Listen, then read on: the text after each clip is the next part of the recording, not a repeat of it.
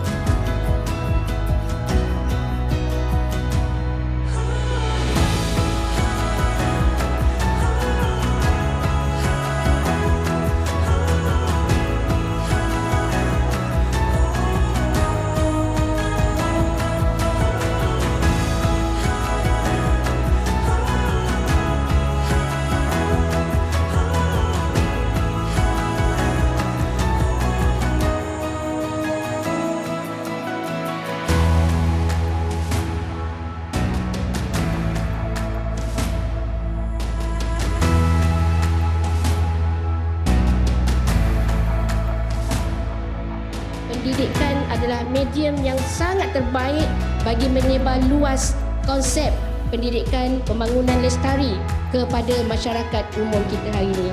2-3 kucing berlari, mana nak sama si kucing belang. Jika tidak menjaga bumi, nanti datang bencana alam. Sekian, wabillahi taufik wa hidayah. Wassalamualaikum warahmatullahi wabarakatuh.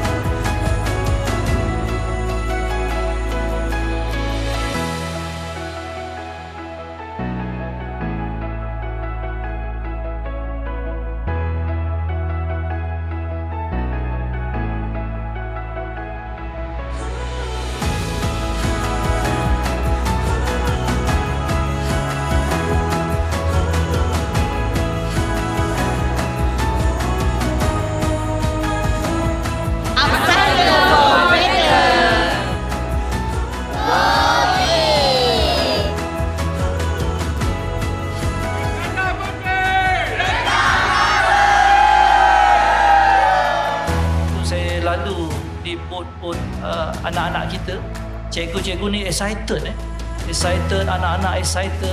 Tuan-tuan, mereka ni semua generasi kita. Kalau kita tak melatih mereka, kita tak dorongan kepada mereka, macam mana mereka nak menjaga kita dah tua.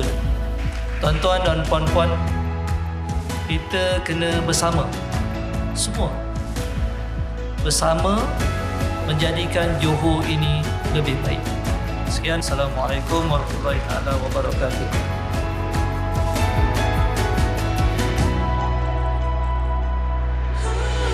Mengucapkan ribuan terima kasih kepada semua pihak yang terlibat dalam menjayakan program Iskandar Puteri Rendah Karbon. Sudah 2 tahun berturut-turut kita melaksanakan Iskandar Puteri Rendah Karbon. InsyaAllah mungkin tahun depan ada lagi improvement yang akan kita laksanakan. So, saya mengharapkan kerjasama terutama rakan-rakan Sejik dan pihak NGO, pihak swasta, badan kerajaan dapat bersama-sama Iskandar Puteri untuk melaksanakan program Iskandar Puteri Rendah Karbon. Terima kasih banyak.